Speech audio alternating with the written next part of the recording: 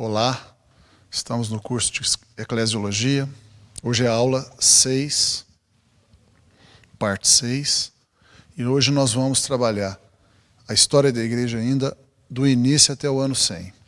Na parte 5, a lição anterior, nós trabalhamos a visão geral da história da igreja do início até hoje, mas fazendo aquela comparação do voo do helicóptero, nós fizemos uma visão geral da grande floresta de fatos e datas e nomes que formam a história da igreja, e nós demos uma sobrevoada geral, vimos a grande estrutura dela, da história da igreja, que nos ajuda a entender muito, aliás, essencialmente tudo do que está acontecendo nesses 2000 anos de igreja.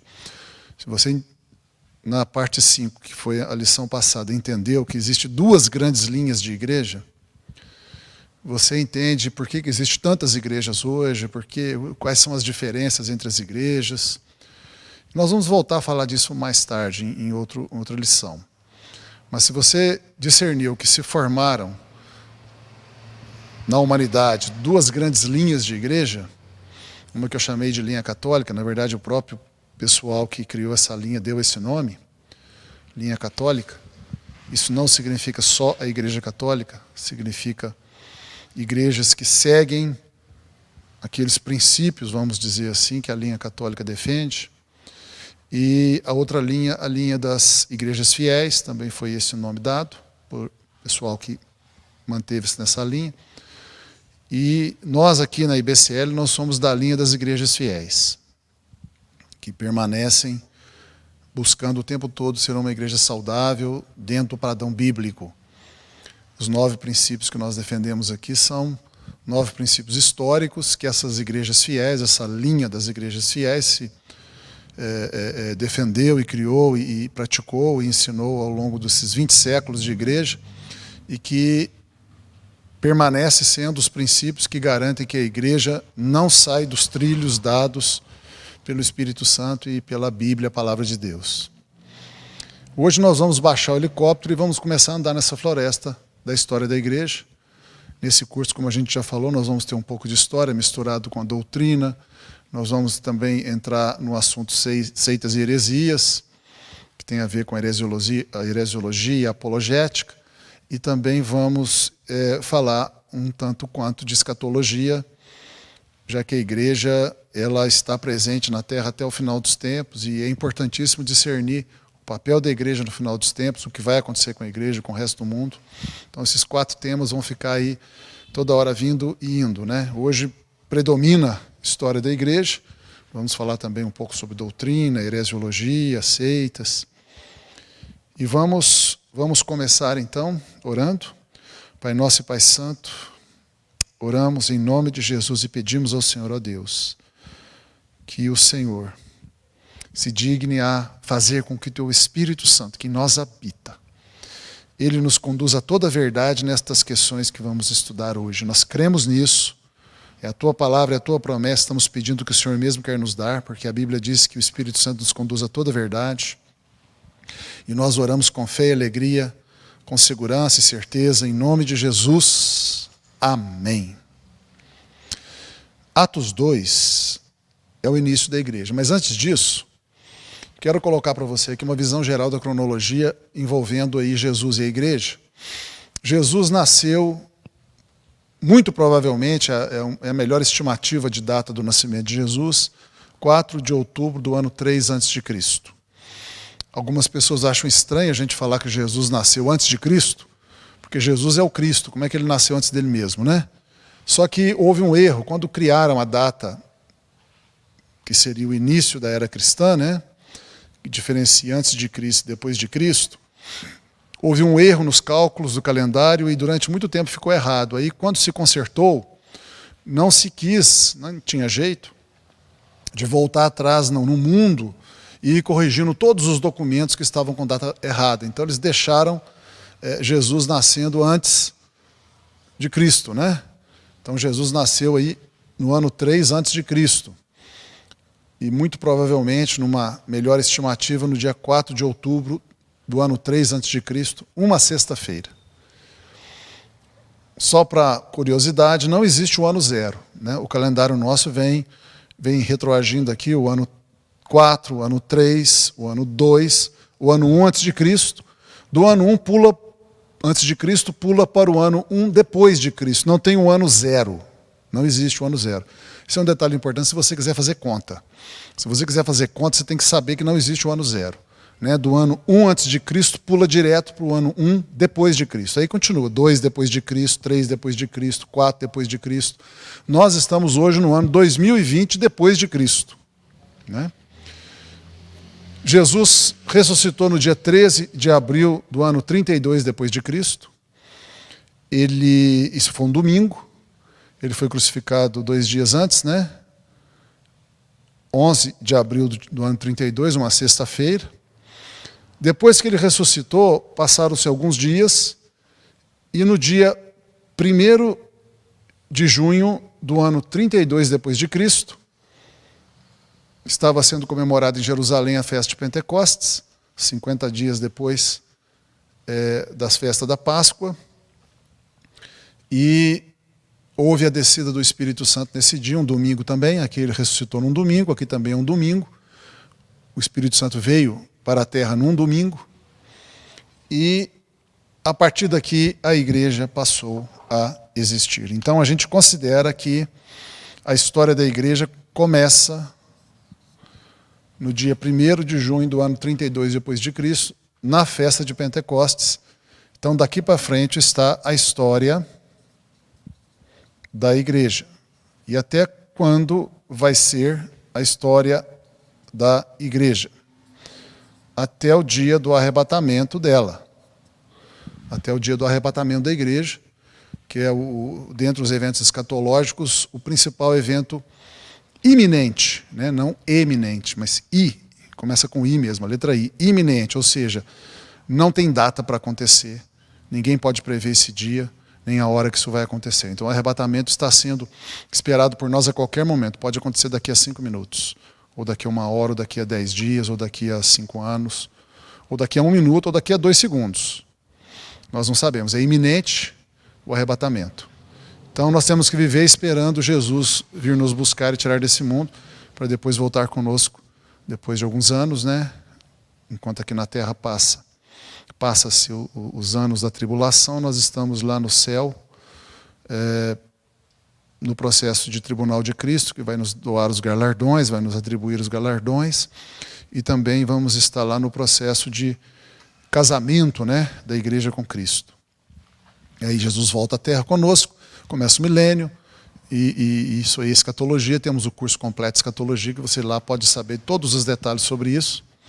Então a história da igreja começa aqui e vai terminar no arrebatamento, que está em algum lugar aqui para frente, porque eu coloquei aqui o ano 100 depois de Cristo, que é quando morreu o apóstolo João. Na verdade, a gente não sabe exatamente quando é que João morreu. A melhor estimativa é algum dia entre 95 depois de Cristo e 100 depois de Cristo. Por que essa data é importante? Porque esse período aqui, do início da igreja até a morte de João, esse período aqui, do início da igreja até a morte de João, um período aí quase de 70 anos, né? 63 a 68 anos mais ou menos, é chamado Era Apostólica. É a história da igreja, dentro da história da igreja, a Era Apostólica da igreja. A Era Apostólica da igreja. Apostólica por quê? Porque os apóstolos estavam vivos nessa época. Então, até o ano 100 aproximadamente, os apóstolos estavam vivos. Eles foram morrendo aqui, né? Os apóstolos, eu me refiro aos 13. Né, os 11 que ficaram fiéis, menos Judas, mais Matias, que substituiu Judas, e Paulo, que foi um apóstolo fora da época, né, que veio depois. Então a gente tem 12 apóstolos que andaram com Jesus, mas Paulo é considerado tão digno quanto os outros 12. Então é quando morreram os 13 apóstolos. João foi o último dos 13 a morrer. Né? Paulo morreu aqui perto do ano 60 e poucos. Tudo indica pela história, pelos registros, que foi Nero, o imperador Nero, que fez a primeira perseguição à igreja, lá pelo ano 60 e poucos, que matou Paulo decapitado. Então, Paulo morreu por aqui, os outros têm as suas datas aproximadas, foram morrendo cada um dos 13, e João foi o último apóstolo do grupo dos 13 a morrer, e ele morreu aproximadamente no ano 100. Por isso que hoje nós estamos estudando a história da igreja do início até o ano 100. Nós estamos estudando, então, a era apostólica da igreja, ou seja, a era em que havia apóstolos vivos. Por que é importante isso? Porque a presença dos apóstolos significava uma grande força de manutenção da pureza da igreja. Já começaram a haver desvios aqui. Se vê pelos livros do Novo Testamento, históricos e as cartas, que já começaram a haver desvios da verdadeira doutrina. Mas os apóstolos presentes, eles, vamos dizer assim, entre aspas, impediam essa corrupção das igrejas, porque eles estavam ali vivos e eles visitavam as igrejas, mandavam cartas, tinha as pessoas que andavam com os apóstolos, traziam notícias, os apóstolos mandavam alguém naquela igreja para corrigir o erro. Então, nesse tempo é considerado, vamos dizer assim, o tempo de máxima pureza da igreja, o tempo, vamos dizer assim, perfeito da igreja, né? O tempo perfeito da igreja. Muito bem. É claro que isso não significa que não havia igrejas, uma ou outra, que não tinha erros, mas isso era contido, né? Esses erros que haviam eram contidos pela presença dos apóstolos, de alguns dos 13 apóstolos. Então esse tempo é um tempo importante, a era apostólica. Vamos falar um pouco, antes de entrarmos aqui na história propriamente dita. Aqui começa com Atos 2, né? Atos capítulo 2, essa era apostólica, e termina no livro de Apocalipse. No livro de Apocalipse, em especial os capítulos 2 e 3, que fecha também a própria escrita dos livros. Foi João que escreveu o Apocalipse, ali tem as 7 cartas que Jesus enviou às 7 igrejas do Apocalipse. Então, a era apostólica nós podemos dizer que está aí nesse período, né, de história, referindo-se à história. A história começa em Atos 2 e a história termina na condição das 7 igrejas do Apocalipse ali, já no finzinho da era apostólica. Talvez só João estivesse vivo quando Jesus enviou aquelas 7 cartas. Talvez só João estivesse vivo. Então nós estamos com essa situação. Vamos chamar atenção aqui para o seguinte: quando você estuda a história da igreja, é inevitável que você estude também o conteúdo da vida da igreja, porque isso é a própria história. E o que você e eu vamos notar quando a gente estuda a história da igreja e o comportamento da igreja? A gente vai observar 3 aspectos super importantes. O aspecto doutrina. Quando você observar, por exemplo, as cartas do Novo Testamento, você vai ver que a doutrina era super importante. Você vai ver também o comportamento moral, super importante, ou o testemunho que os cristãos davam quanto à questão moral, ou seja, serem honestos, verdadeiros, bons pais, bons maridos, bons filhos, não lesavam as pessoas, não traíam, eram leais, e assim por diante, o aspecto moral. E os relacionamentos. Os relacionamentos. Então, esses 3 aspectos são os 3 aspectos que a gente tem que olhar o tempo todo, e vale até hoje. Como é que você define uma boa igreja? O que é uma boa igreja? Uma boa igreja é uma igreja que tem uma doutrina correta, é uma igreja em que desde a liderança, e principalmente na liderança, e vai descendo, existe tanto um comportamento moral correto, quanto uma ênfase para que isso permaneça, e relacionamentos corretos também. E aí nós vamos ter aqui, em cada um desses aspectos, eu vou reescrevê-los aqui, para poder ficar organizado no quadro aqui. Vamos escrever aqui doutrina. Eu vou colocar aqui moral, para ficar mais curta a palavra, e vou colocar relacionamento.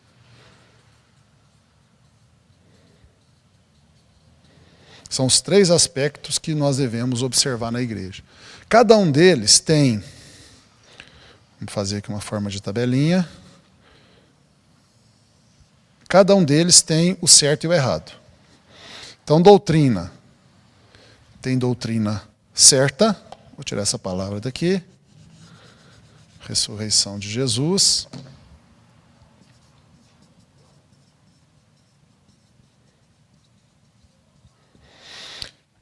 Tem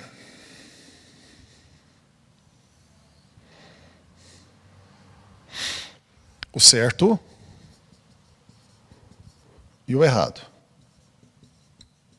É claro que tem que estar sempre, uma boa igreja tem que estar sempre no certo, na coluna do certo. E manter a igreja na doutrina certa, na moral correta, no relacionamento correto, é o que a gente chama de disciplina da igreja. Então aqui está a disciplina da igreja. Disciplina da igreja. Então, toda igreja, daquele tempo e até hoje, ela deve ser analisada sobre 4 aspectos. Aspecto doutrinário, aspecto da moral, principalmente da liderança, começando pelos pastores, os primeiros a olhar eles, e vai descendo pela liderança, e relacionamentos. E se há disciplina, um esforço de disciplina, de correção, para se manter a igreja sempre do modo certo nesses 3 aspectos aqui iniciais. O que é o certo para a doutrina? Bíblia. Então, como é que você sabe que uma igreja está correta na doutrina? Quando ela tem a Bíblia como seu manual de teologia e também de prática, de ensino para a prática. Então, a Bíblia é o manual teológico de uma igreja correta. Ela pode até usar outros autores, ler livros, recomendar livros desse teólogo, daquele teólogo, ver vídeo desse, ouvir a pregação daquele, ouvir o ensino desse, daquele teólogo, mestre, pastor, pregador, mas nada substitui a Bíblia. A Bíblia é o fundamental. Aqui que está a origem e fim e prova final de tudo. Então, o manual de teologia nunca é substituído por outro livro, ou obra, ou pregador, ou opiniões, ou opiniões de homens, mas sempre a palavra de Deus. Então, o que a gente vê, os ensinos da igreja, as pregações, a doutrina, a confissão de fé, a declaração de fé, o que é ensinado para se praticar, é bíblico ou não. É a igreja de Bereia. Moral. O que é a moralidade, né, de uma igreja certa? Eu podia colocar a Bíblia também, os mandamentos que estão na Bíblia. Mas para ficar mais explícito, mais claro, eu vou colocar aqui mandamentos. Tinta, pincel preto não está bom, eu vou. Mandamentos. Mandamentos.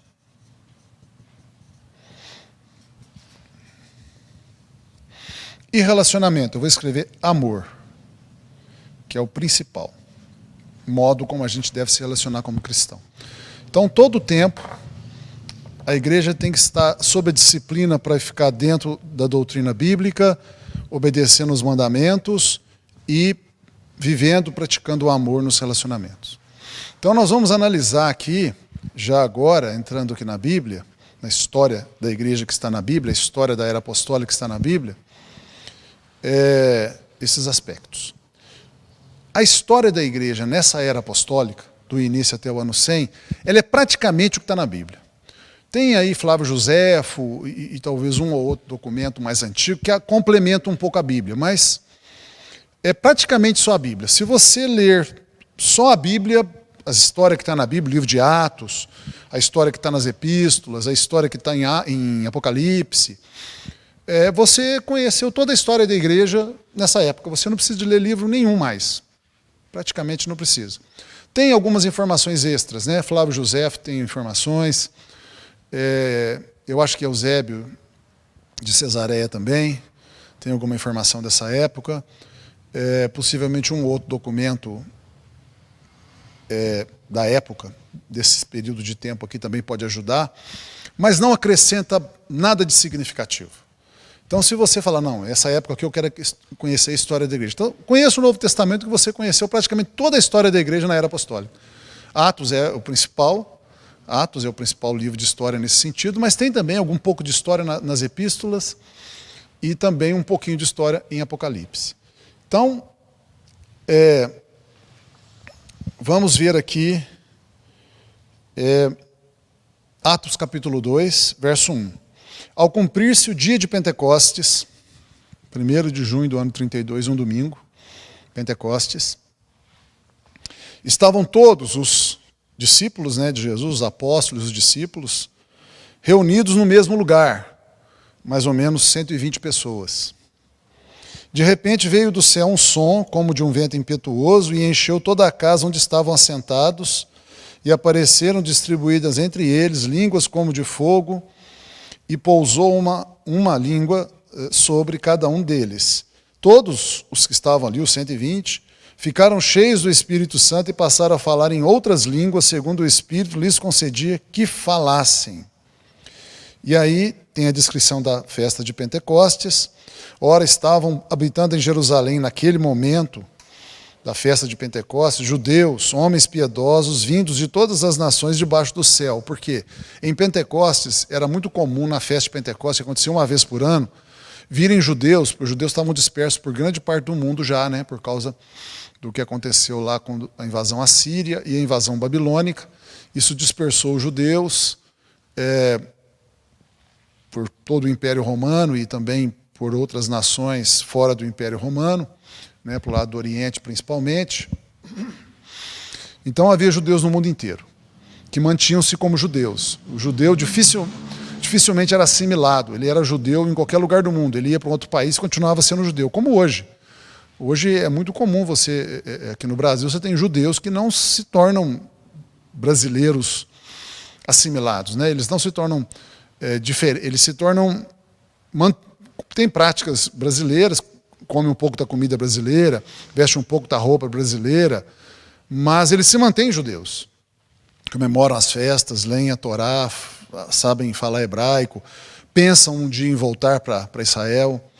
Então essa é uma característica dos judeus forte, eles permanecem sendo judeus onde estiverem. Então esses judeus estavam no mundo inteiro, conhecido da época, mais civilizado, e vários deles iam todo ano para Jerusalém na festa de Pentecostes para passar a festa ali. Por isso que estava lá esse tanto de judeu de todas as nações debaixo do céu.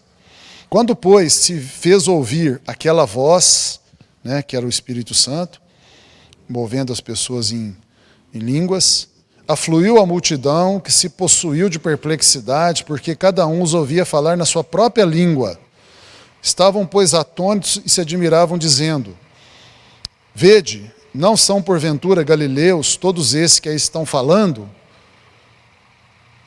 E como os ouvimos falar cada um em nossa própria língua materna, somos partos, vamos contar as nações que estavam representadas aí. Partos, 1, Medos, 2, Elamitas, 3, naturais da Mesopotâmia, Judéia, Capadócia, Ponto, Ásia, Frígia, Panfilha, Egito, regiões da Líbia, imediações de Cirene e romanos, cretenses e arábios. Vamos cantar de novo. Partos, medos, elamitas, naturais da Mesopotâmia, Judéia, Capadócia, Ponto, Ásia, Frígia, Panfilha, Egito, Líbia, Cirene, Roma, judeus, cretenses e arábios. São 16 nações. 16 nações aí estavam representadas. Provavelmente haviam mais. Provavelmente relatou-se aqui as principais, mas que tinham mais representantes, mas provavelmente tinha mais. Porque todas as nações debaixo do céu eram mais do que 16. Todas as nações do mundo civilizado. Mais do que 16. Então, haviam mais. Como os ouvimos falar em nossas próprias línguas as grandezas de Deus? Verso 12. Todos atônitos e perplexos interpelavam uns aos outros, que quer isto dizer? Outros, porém, zombando, diziam, estão embriagados. Versículo 14. Então se levantou Pedro com os 11. Paulo não estava aí ainda, né? Paulo se converteu depois. Por isso que ainda é 12 aí, não 13. E erguendo a voz, advertiu-os nesses termos: varões judeus e todos os habitantes de Jerusalém, tomai conhecimento disto e tentai nas minhas palavras. Aí Pedro faz a sua pregação toda, a famosa pregação de Pedro no dia de Pentecostes. E ele termina a pregação dele no versículo 36. Esteja absolutamente certa, pois, toda a casa de Israel, de que a este Jesus que vós crucificastes, Deus o fez Senhor e Cristo. Terminou a pregação. Versículo 37. Ouvindo eles, né, esses várias nações ali, judeus do mundo inteiro e prosélitos também. Não só judeus, tinha prosélitos também. Prosélito é um não-judeu convertido ao judaísmo. Então, judeu é um judeu. Naturalmente, já está no judaísmo. Mas quando um prosélito, um grego, um romano, um árabe, um africano, um cretense, né, que não é judeu, se converte ao judaísmo, até hoje é assim, ele é chamado de prosélito. Até hoje tem pessoas que se convertem ao judaísmo e não são judeus. Então, até hoje, esse é o termo usado. Um não-judeu, um gentio convertido ao judaísmo, chama-se prosélito. Então, esse pessoal todo ali que estava na festa de Pentecostes, ouvindo Pedro falar estas coisas, compungiu-se-lhes o coração, ou seja, quebrantaram o coração, entenderam, falou fundo com eles, caiu a ficha, né, o Espírito Santo convencendo. Né? Já nós estamos vendo aí a operação do Espírito Santo convencendo as pessoas sobre o Evangelho. E perguntaram a Pedro e aos demais apóstolos: que faremos, irmãos? Se Jesus veio e morreu por nós, o que nós vamos fazer? Versículo 38, Pedro respondeu: arrependei-vos e cada um de vós seja batizado em nome de Jesus Cristo para a remissão dos vossos pecados e recebereis o dom do Espírito Santo. O dom do Espírito Santo é o próprio Espírito Santo. Pois para vós outros é a promessa, para vossos filhos e para todos os que ainda estão longe, isto é, para quantos o Senhor nosso Deus chamar. Com muitas outras palavras, deu testemunho e exortava-os, Pedro e provavelmente outros apóstolos, dizendo: salvai-vos desta geração perversa, se arrependendo dos seus pecados, crendo em Jesus, sendo batizado nas águas, recebendo o Espírito Santo, porque todo aquele que crê em Jesus tem o Espírito Santo. E versículo 41, resultado de tudo isso: então os que lhe aceitaram a palavra foram batizados, havendo um acréscimo naquele dia de quase 3.000 pessoas. Quer dizer, eram mais ou menos 120, a igreja cresceu para mais quase 3.000 pessoas, quer dizer, a igreja ficou aproximadamente aí com 3.000 pessoas. Então a igreja nasceu em Jerusalém, a primeira igreja que existiu, a igreja de Jerusalém, neste evento aqui, nasceu com mais ou menos 3.000 pessoas convertidas. Elas não ficaram em Jerusalém, todas as 3.000. Nós não sabemos quantos ficaram, nem quantos saíram. Mas como tinha gente de todas as nações, eles voltavam para casa, porque eles iam para Jerusalém e ficavam lá alguns dias, na festa de Pentecostes, por exemplo, uma semana. Terminava a festa, eles voltavam para suas casas. E no meio desse pessoal tinha pessoas que não moravam em Jerusalém. Então voltou gente para Roma, voltou gente para Cirene, voltou gente para Líbia, voltou gente para Média, para Pártia, e assim por diante. Voltou gente para todos os lugares. E esse pessoal voltou evangelizando. É por isso que você vê que rapidamente a igreja se expandiu. Porque esse dia aqui foi um campo missionário tremendo. É interessante que o Espírito Santo escolheu uma festa como essa. Pentecostes comemorava a colheita, não é mera coincidência. Essa festa de Pentecostes era uma comemoração da colheita de cereais para Israel, onde eles agradeciam a Deus pela boa colheita, eles ficavam alegres porque os campos produziram colheita, eles louvavam a Deus e faziam ações de graça pela colheita. E o Espírito Santo decidiu vir à terra para começar a igreja exatamente numa festa que comemora a colheita. E esse pessoal todo que estava ali voltou para os seus lugares, para as suas nações, para as suas cidades, em várias partes do mundo, pregando o Evangelho. É por isso que a igreja cresceu tão rápido. Foi uma estratégia de Deus, né? Claro, Deus é extremamente sábio. Continuou em Jerusalém um grupo, não sabemos quantos, outros saíram e foram para todos esses lugares, Por exemplo, a igreja de Roma.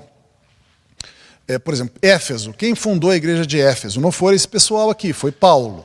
Porque a gente sabe disso, está aqui no livro de Atos, a história da fundação da igreja de Éfeso. Foi Paulo que foi lá pregar e fundou lá. Mas Roma não foi Paulo, não foi Pedro, não foi apóstolo nenhum. Não há esse relato. Quando Paulo chegou em Roma, já tinha uma igreja lá. Aliás, antes de ir para Roma, ele já sabia que tinha uma igreja lá. Quando ele escreveu aos Romanos, ele não tinha ido lá ainda, ele já sabia que tinha uma igreja lá, e era uma grande igreja. E não foi apóstolo nenhum que fundou essa grande igreja de Roma. Provavelmente naquela época Roma era a maior igreja. Quando Paulo escreveu a carta aos Romanos, Roma era a maior igreja do mundo. Roma era a maior cidade do mundo, tinha mais ou menos 3 milhões de habitantes naquela época, era a maior cidade do mundo. E também, provavelmente, em Roma estava a maior igreja do mundo. A maior igreja do mundo daquela época não foi fundada por apóstolo nenhum. Quando Paulo escreveu a carta aos Romanos, já existia lá essa grande igreja, muito provavelmente a maior igreja do mundo, que Paulo elogia na carta aos Romanos, dizendo que em todo o mundo era conhecido a fé e o amor da igreja de Roma, ou seja, a fama de Roma ficou muito grande no mundo conhecido todo daquela época. E quem foi que fundou Roma? Provavelmente gente comum como eu e você. Gente comum.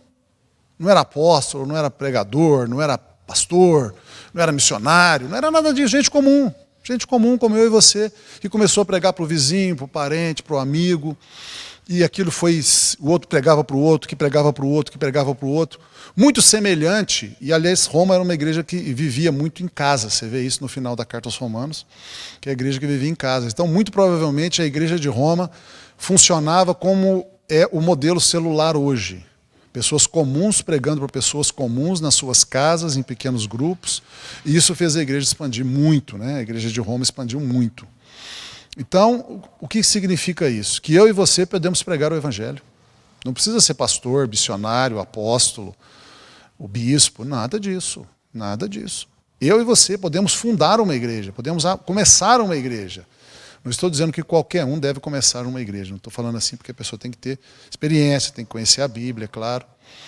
Mas se você tem pessoas que podem se juntar a você com esse propósito, com esse empenho, você está já no processo de fundar uma igreja. Essa é uma das razões pelas quais existe tanta igreja evangélica.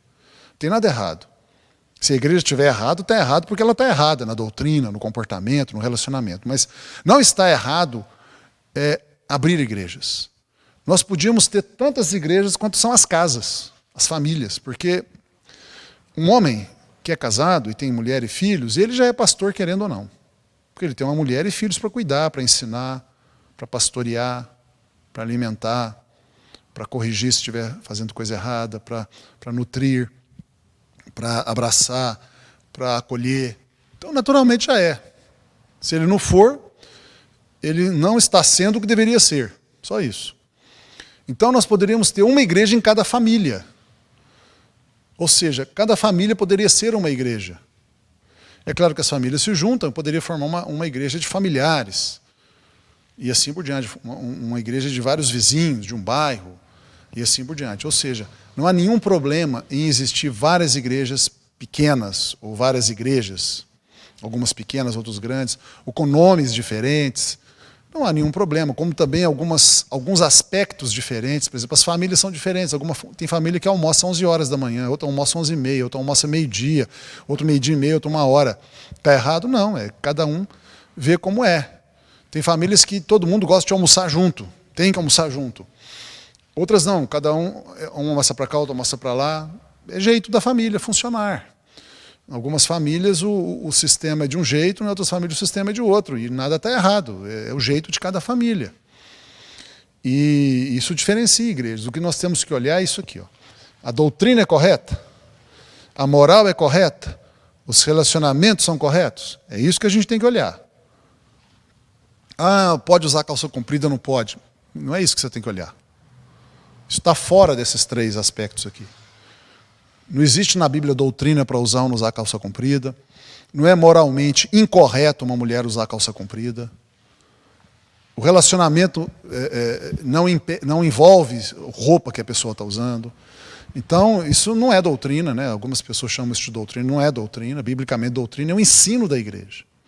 Não se pode ou não pode usar bigode o homem, ou ou se pode ou não pode usar barba o homem, ou se ele pode ou não pode usar uma calça que não é social, ou se a mulher tem que usar só saia e não pode usar calça comprida, se pode depilar ou não, passar maquiagem ou não, cortar cabelo ou não. Isso não é doutrina. Isso não é doutrina. Isso aí, se for doutrina, é uma doutrina terciária, de pouca importância. Podíamos dividir todas as doutrinas bíblicas em 3 grandes grupos: primárias, secundárias e terciárias. Primárias são as fundamentais para a salvação, que interferem diretamente na salvação. Secundárias não interferem diretamente na salvação, mas podem fazer perder a salvação, vamos dizer assim. E a terciária é aquelas que não influenciam a salvação de jeito nenhum.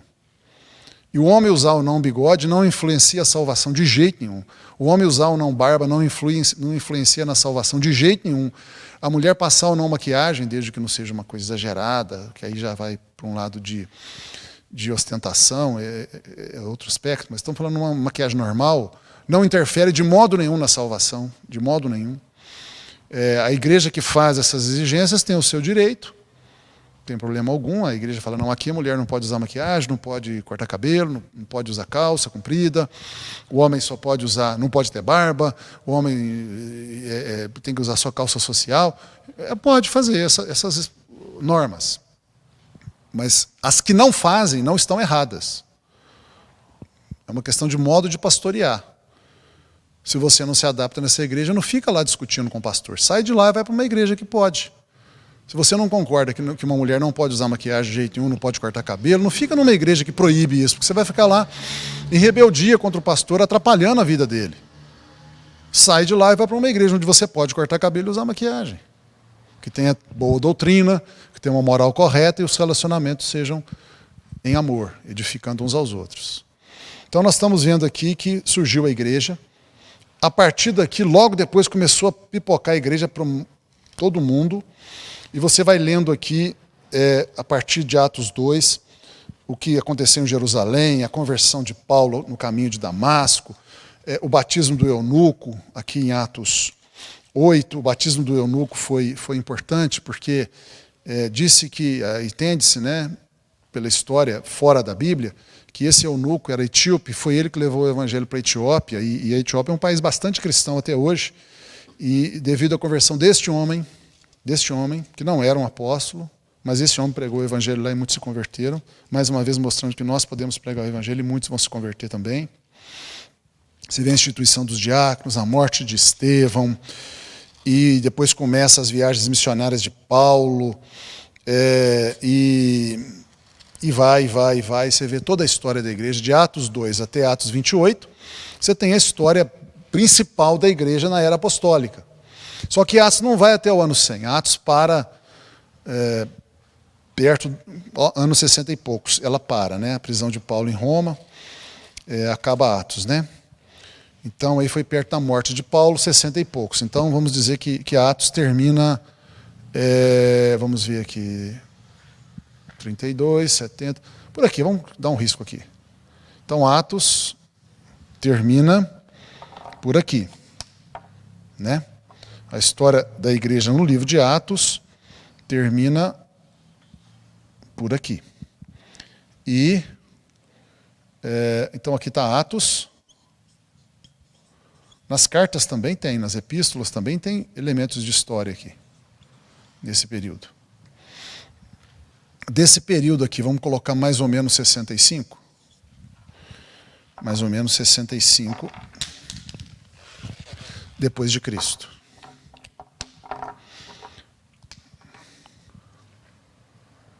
Mais ou menos 65 depois de Cristo. Até aqui a gente tem Atos e as epístolas, com bastante densidade de informação. Depois nós não temos na Bíblia,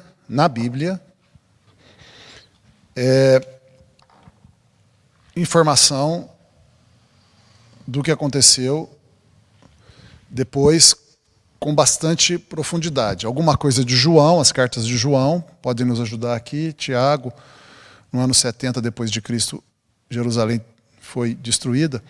Então Tiago, ele não foi depois de 70. Então aqui a gente tem alguma coisa de João, talvez alguma coisa de Pedro, um pedacinho aqui de Tiago, Então a gente tem pouca informação, aqui tem muita informação, aqui tem pouca.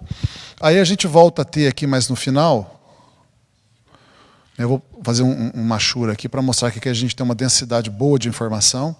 Aqui não temos muita informação, a gente volta a ter mais no final da Era Apostólica uma densidade maior de informações pelas 7 cartas que Jesus envia às 7 igrejas do Apocalipse. O Apocalipse foi escrito aqui no finzinho da vida de João, perto do fim da vida de João. Então, nós temos lá o estado das igrejas aqui e aqui. Bom, a igreja de Jerusalém, durante o tempo que ela existiu, aí do ano 32 até o ano 70, não há nenhuma evidência que a igreja de Jerusalém se corrompeu em aspecto algum. Não há nenhuma evidência. Então a igreja de Jerusalém, que durou aí quase 40 anos, né, de 32 a 70, ela foi uma igreja modelo, perfeita. Também ela foi pastoreada ou pelos apóstolos ou por alguém diretamente ligado ao grupo apostólico, né? A história da igreja diz que Tiago pastoreou lá também. Tiago, irmão de Jesus, meio-irmão de Jesus, filho de Maria e José. Então, nós tivemos aí uma igreja modelar, que é a igreja de Jerusalém. Chamada às vezes igreja primitiva também, né? Se bem que todas as igrejas dessa época são chamadas de igrejas primitivas. Principalmente esse período aqui, ó. Igrejas primitivas. Jerusalém, então, era parte das igrejas primitivas. Primitiva não porque elas eram incipientes ou de pouco desenvolvimento teológico e doutrinário. Não é primitiva por isso, não. Primitiva no sentido de serem iniciais, a igreja do começo, dos primeiros anos, né? E a igreja de Jerusalém era uma igreja, a gente vê isso em Atos, inclusive, os relatos da igreja de Jerusalém, Atos 2, Atos 4, você vê que era uma igreja que vivia de um modo perfeito, perfeito. Então, se alguém falasse assim, qual é uma igreja assim que você deve olhar? Jerusalém, com certeza. Jerusalém, com certeza. Mas mesmo existindo igrejas tão boas como Jerusalém, parece também que Roma era muito boa. Quando Paulo escreve aos Romanos, ele não aponta nenhum defeito sério, nenhuma heresia séria na igreja, elogia inclusive ela, na fé e no amor, o que mostra que provavelmente Roma era uma igreja muito boa também, sem problemas doutrinários, sem problemas morais graves, nem relacionamentos, era muito bem, era uma igreja que estava toda nessa primeira coluna do certo aqui. Éfeso também parece assim, na época aqui, nessa época, aqui não, mas aqui ainda era. Porém, Corinto, por exemplo, aqui, que vivia aqui, 1 aos Coríntios e 2 aos Coríntios, mostra que nós tínhamos em Corinto uma igreja muito complicada, e foi Paulo que fundou lá também. Uma igreja muito complicada, com muitos problemas. Você vê 1 aos Coríntios, é assustadora a quantidade de problema que tinha lá em Corinto. Alguém lá dormindo com a madrasta, e vi vários outros problemas. Bagunça no culto, cada um orava em línguas a hora que queria, profetizava a hora que queria, uma bagunça, todo mundo achava que o pessoal de Corinto era doido e tal. Então Paulo foi regrando tudo, pondo ordem em tudo. Então você vê que mesmo nessa época aqui, já havia desvios doutrinários, igrejas entravam para o lado errado de doutrina, saía fora da Bíblia. Moralmente havia erros já graves, nessa época aqui, ó. Relacionamentos, havia falta de amor já, nessa época aqui. Mas isso não dominava as igrejas, porque os apóstolos sempre faziam todo um trabalho para voltá-las para cá. Quando você vê aqui, lá nas 7 cartas do Apocalipse, você vê que Jesus mostra que a coisa estava ficando complicada. Esse tempo aqui as igrejas já estavam caminhando para o lado errado e não havia mais aquela força corregedora que trazia-las de volta como era aqui e talvez um pouco aqui. O que mostra que a morte dos apóstolos e dos homens diretamente ligados aos apóstolos, houve muitos martírios, foi enfraquecendo a pureza da doutrina, e quando chegou aqui, a igreja já estava mais fraca que quando estava aqui. Mais fraca na exatidão doutrinária, mais fraca na moral e mais fraca no relacionamento. Como é que a gente vê isso? Por exemplo, a igreja de Éfeso. Apocalipse capítulo 2, versículo 4. Vamos começar desde o início. Versículo 1. Ao anjo da igreja, que é o pastor, o pregador, o mensageiro que vai ao púlpito, ou os que vão ao púlpito, em Éfeso escreve: estas coisas diz aquele que conserva na mão direita 7 estrelas, é Jesus, que conserva na mão direita as estrelas são os pastores, e que anda no meio dos 7 candeeiros de ouro. Os candeeiros são as próprias igrejas, mostrando que Jesus ele tá de olho e tem tudo na sua mão e controla todas as coisas que acontecem entre os pastores, mesmo aqueles que erram. O Senhor Jesus vai tratar com esse homem que errou. E também as igrejas, os candeeiros são as igrejas, ou seja, Jesus está sabendo o que acontece nas igrejas, inclusive as coisas erradas, e ele vai tratar isso. Ou seja, a igreja nunca vai ficar totalmente perdida do lado errado. Pode até ser que algumas vão para cá, mas alguma coisa vai acontecer, que Jesus vai atuar, e as pessoas dele vão acabar achando uma igreja onde as coisas estão certas. Porque sempre tem igrejas boas em todas as épocas.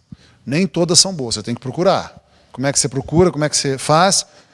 Doutrina bíblica, obediência aos mandamentos na questão moral e igrejas amorosas nos relacionamentos. Tem que ser os 3, não basta ser só uma, não. Não adianta ser só amorosa que não obedece mandamento e que e não está de acordo com a Bíblia. Não adianta, não.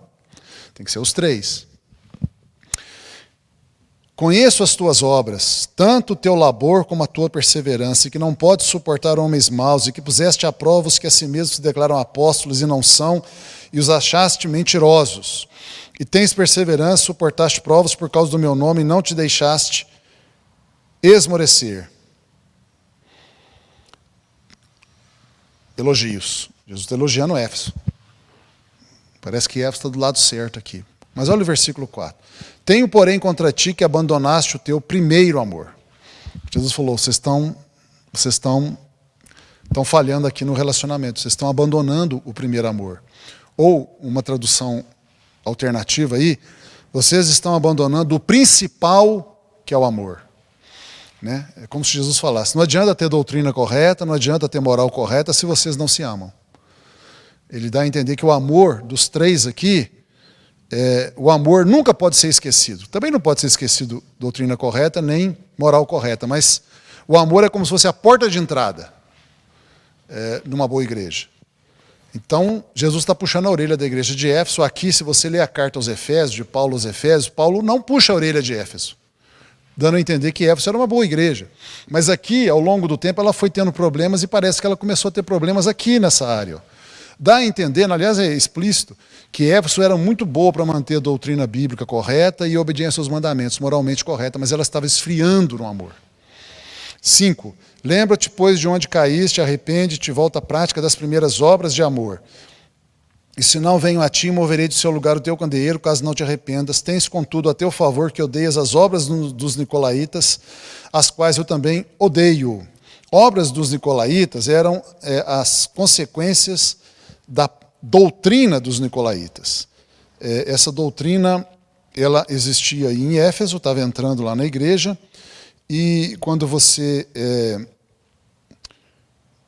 vê as outras cartas, você vê que ela também estava entrando em outras igrejas. Né? Então, doutrina dos nicolaítas, ou obras dos nicolaítas, obras são a doutrina praticada.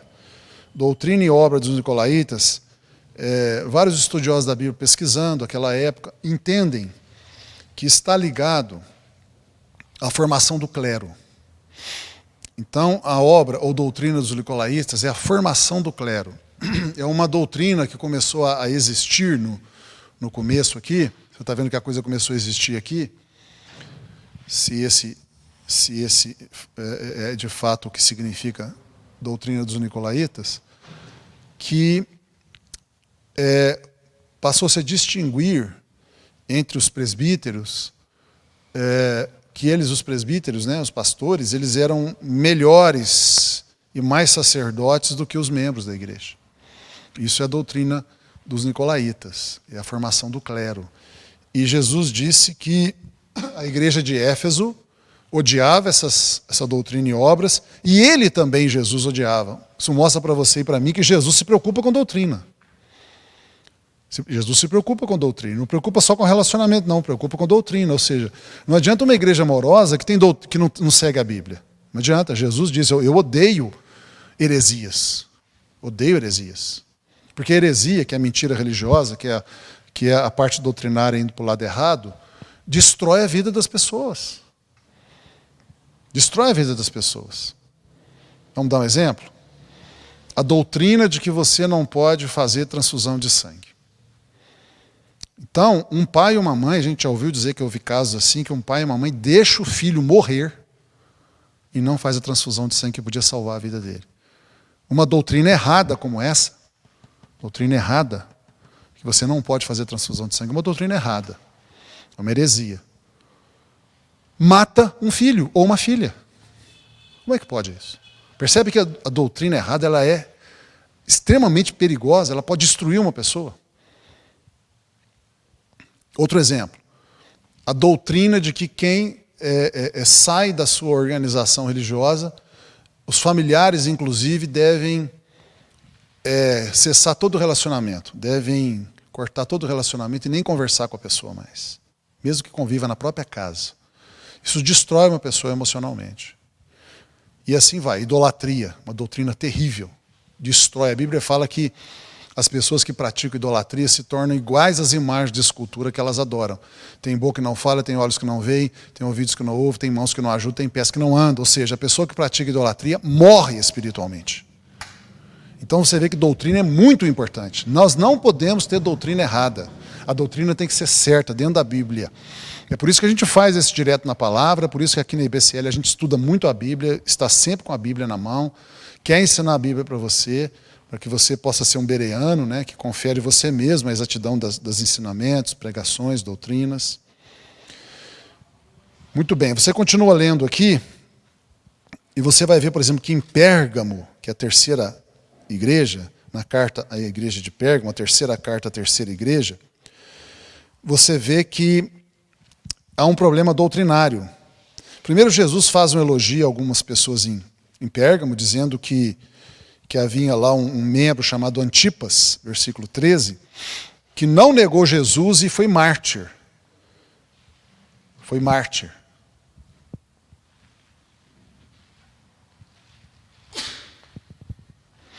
Mas o versículo 14, Jesus mostra outra vez um problema doutrinário em Pérgamo. Tenho, todavia, contra ti algumas coisas, pois que tens aí os que sustentam a doutrina de Balaão, o qual ensinava a Balaque a armar ciladas diante dos filhos de Israel para comerem coisas sacrificadas aos ídolos e praticarem a prostituição. Ou seja, havia um desvio doutrinário em Pérgamo. Jesus aqui não fala sobre o amor. Ele não fala, Pérgamo, vocês não têm amor, não fala isso. Para Éfeso ele falou, para Pérgamo ele não falou. Não falou. Em Pérgamo o problema era doutrinário e moral.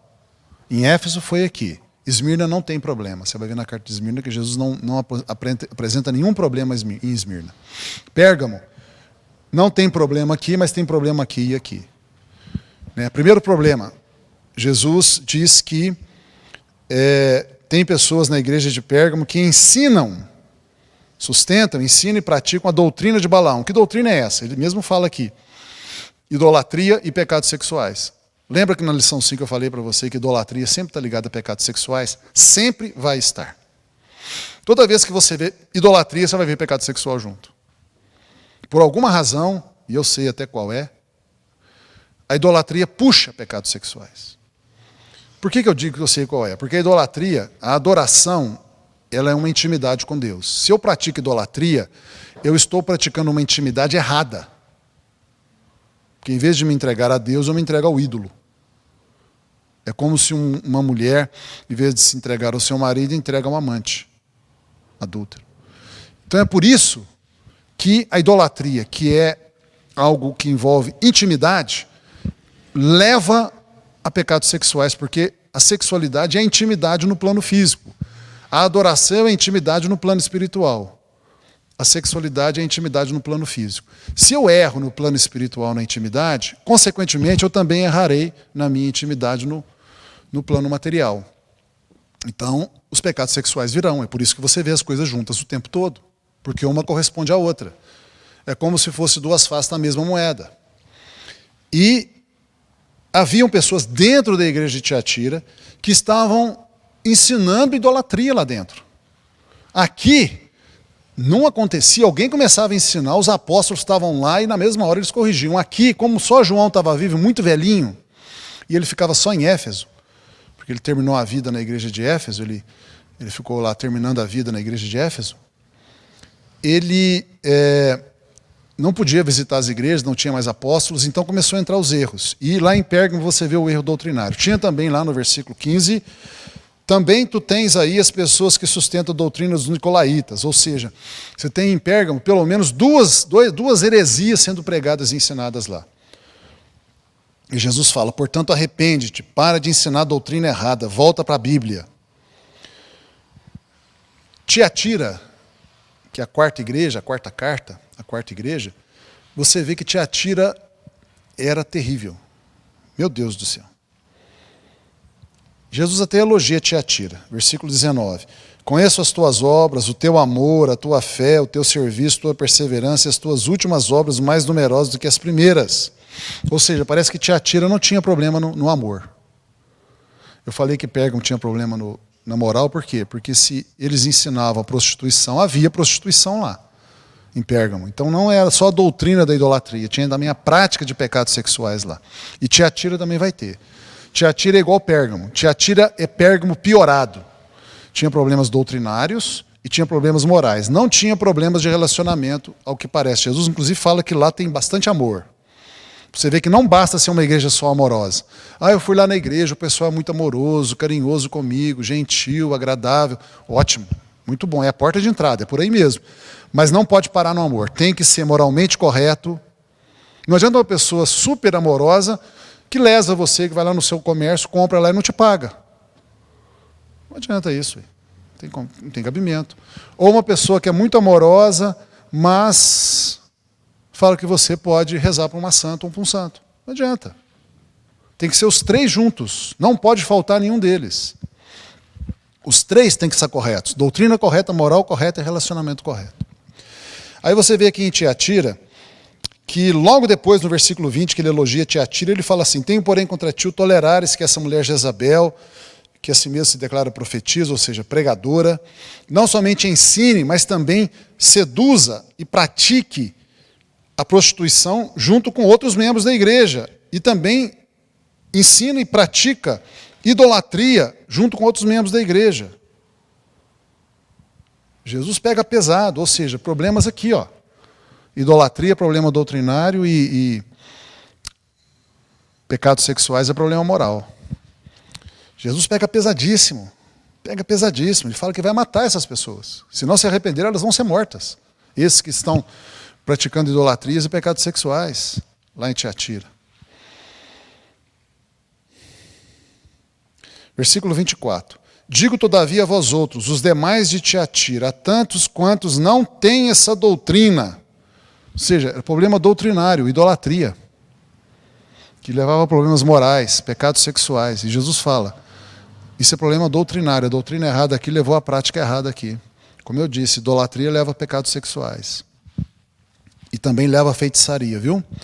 Que é outra derivação. Idolatria, ela leva a pecados sexuais e feitiçaria, que é o que acontece, ó. E que não conhecem, como eles dizem, as coisas profundas de Satanás. Coisas profundas de Satanás é feitiçaria, satanismo, bruxaria.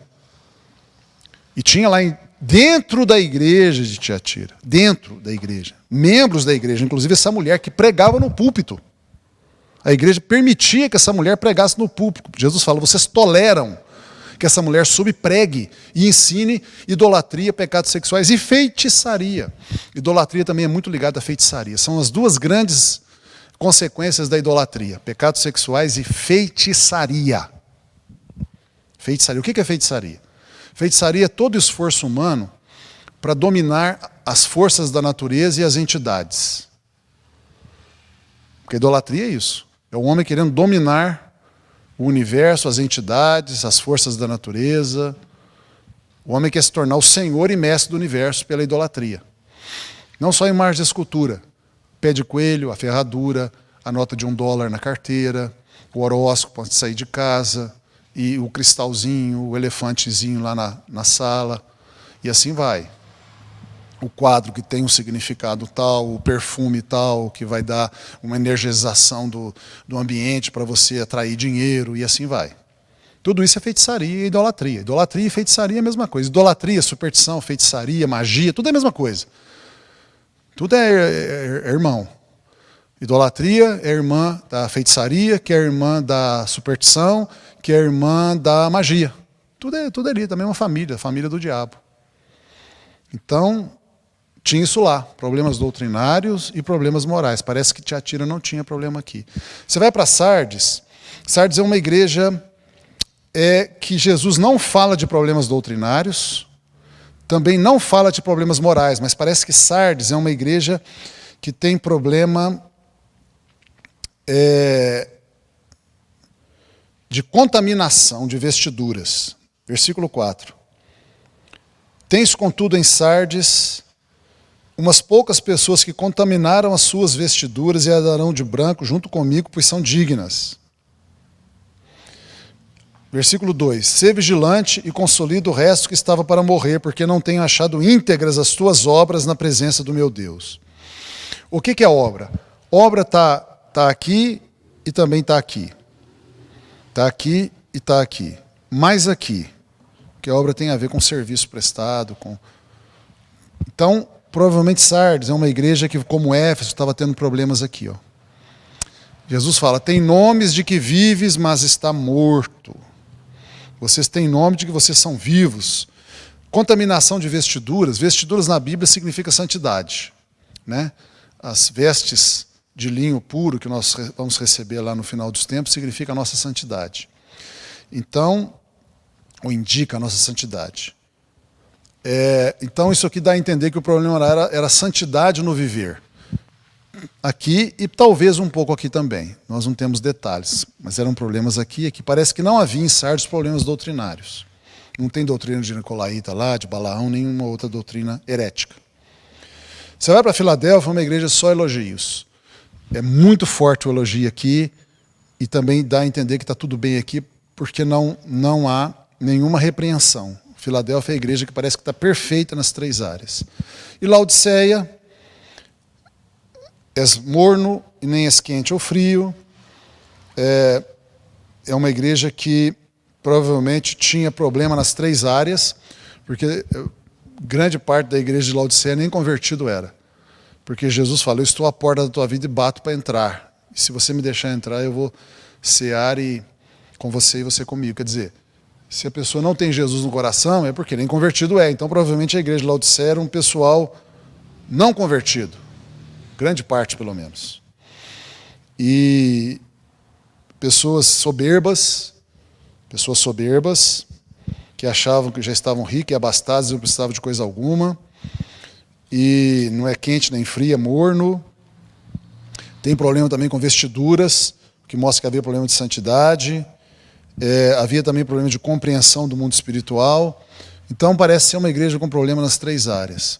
Ou seja, nós estamos vendo que no final da era apostólica, e aí das 7 igrejas, 5 tinham problemas doutrinários, ou seja, 5/7, né? Quantos por cento aí? 70% das igrejas tinham problemas já doutrinários ou morais, ou doutrinários, ou morais, ou de relacionamento. O que mostra que a era apostólica, no seu fim, estava ali num ocaso um pouco triste, vamos dizer assim. Mas fica tranquilo, porque Jesus nunca perde o controle da igreja. Depois disso aqui, a gente vai ver nas próximas lições que a coisa melhorou demais, né? Piorou, melhorou. É assim, tremendo. A história da igreja é uma saga. Até hoje é assim. Você tem seitas, igrejas falsas, evangelhos falsos, falsos profetas, falsos pastores, falsos mestres, falsos apóstolos, falsos bispos, falsos tudo. Tudo falso. Culto falso, ensino falso. Tudo por causa de dinheiro, né? Basicamente, o amor ao dinheiro é a raiz de todos os males. Emocionalismo, as pessoas achando que emoção é fé. Misticismo, a pessoa achando que é tudo Deus ou tudo diabo, ela não tem responsabilidade nenhuma. Ela acha que o que o objeto é que vai trazer a bênção, ela fica vendo o demônio em tudo quanto é canto, e tudo é a culpa do diabo e do demônio, e assim vai, misticismo de toda espécie, e vai por aí afora. Mas mesmo assim, nós estamos numa época aqui no Brasil tão confusa, está se levantando no Brasil, sempre teve, na verdade, está se definindo no Brasil claramente várias igrejas que permanecem nessa coluna do certo. E nós aqui somos assim. Nós aqui somos certos. Aqui a gente não está para brincadeira, não. Aqui é evangelho de verdade. Né? Aqui é evangelho de verdade. Correto. Correto. Aqui não tem emoções, é muito bom, mas não emocionalismo. Espiritualidade verdadeira e não misticismo. Existe aqui a necessidade de sustento material pelos membros, mas não mercantilismo. Nós não temos aqui nenhuma pretensão de deixar que a igreja saia dos trilhos. Todos nós somos falíveis, começando por mim, mas nós temos um coração e pedimos a Deus continuamente, mantenha a gente nos trilhos. Né? Então, apesar de que a gente vê aqui um declínio, de certa forma, da igreja, aqui 70% não era igrejas com problemas. Aqui 90% ou mais eram igrejas boas. Aqui 30% só parece que começou a ficar bom. Quer dizer, um declínio, mas isso aqui não continua, não. O Espírito Santo está sempre trabalhando, e cai, levanta, igrejas ficam sempre boas, essas que estão ruins, algumas delas melhoram, algumas permanecem ruins o tempo todo. A gente tem seita até hoje, né? Tem seita até hoje, vamos ter até o fim. Só que você vai tomar cuidado para você não ficar numa seita. Muito bem, então nós estamos terminando a nossa lição de hoje. Né? Há muita coisa que a gente podia falar, nós podíamos aqui mostrar os problemas que Paulo teve, né? Nas igrejas que ele cuidava, o que Pedro nas suas cartas mostra, que João, Tiago mesmo, Judas também, ele mostra os problemas que teve durante essa era aqui mais de ouro da igreja. Podíamos ir na igreja de Jerusalém e ver lá a controvérsia sobre a circuncisão dos gentios, como é que isso foi resolvido, a questão do governo da igreja, como isso foi definido como presbiterial, congregacional, que é a forma de governo que a gente tem aqui na IBCL. Essa forma de governo na IBCL, que é o presbiterial congregacional, que a gente adota aqui, é uma forma de governo colegiada, em que a gente não é ligado a nenhuma autoridade que nos comanda fora da igreja, a não ser Jesus Cristo. Isso foi formado aqui, em especial na igreja de Jerusalém. Nós podíamos ir vendo aqui como Paulo sofreu na mão de pessoas heréticas, mas não há tempo para isso. E vamos terminar então orando. Pai Santo e Pai Nosso, Espírito Santo de Deus, oramos ao Senhor em nome de Jesus e pedimos que ao longo do tempo a gente possa ir compreendendo mais e mais que o desenvolvimento histórico da igreja é algo que não sai do controle das mãos do Senhor Jesus Cristo. Ele tem os pastores nas mãos, ele tem as igrejas nas mãos, e ele controla tudo. E nós aqui na IBCL nos submetemos ao controle de Jesus Cristo 100%. Ajuda-nos, Senhor, a sermos sempre uma boa igreja. Nós te agradecemos e te pedimos tudo isso em nome de Jesus. Amém. Até a próxima.